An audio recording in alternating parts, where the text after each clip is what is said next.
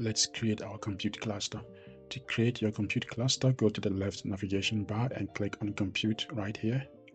And under the All-Purpose Compute tab, go over there and click on Create Compute button in the middle of the screen right here. We can change our compute cluster name. And for now, I'm going to leave the compute policy unrestricted.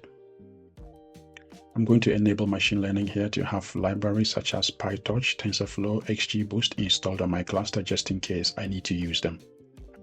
And for the Databricks runtime version, I'm using 17.3 long-term support version, which comes with Spark version 4.0.0. And I'm going to deactivate Photon acceleration to save on cost. Photon is Databricks vectorized query engine that accelerates SQL and data framework loads up to 2 times faster than the standard Spark engine. We can also choose between a multi-node or a single node cluster. For now, I just need a single node cluster, so I'm going to check this button. And I'll use single node because it's way cheaper than a multi-node cluster.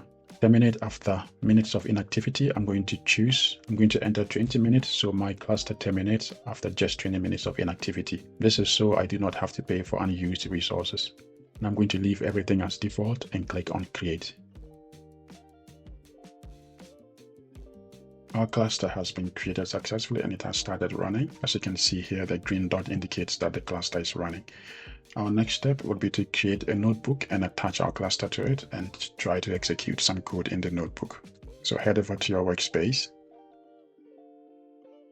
And in your workspace, just create a notebook right here.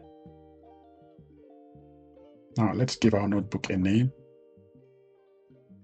The first line of code I'd like to run is to check the Spark version by accessing the Spark context and Spark session variables. Spark context variable is available as SC. Let's execute. So by default, if you try to execute a cell without selecting your compute cluster, it's going to use, the notebook will automatically use the serverless SQL cluster available, but we don't want to use the serverless compute. We'd like to use the all-purpose cluster that we just created right now.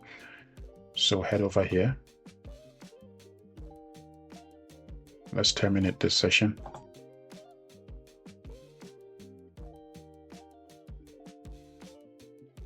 So click on Connect drop-down button and select our cluster that we had just created, the all-purpose cluster called Big Data Cluster. Switch to this cluster and again execute the cell. So there we have it, our Spark version 4.0.0. Again, let's try to access the Spark session variable and we get the same Spark version 4.0.0. Let's check the current metastore. And in the cell below it, let's try to get the current catalog and current schema.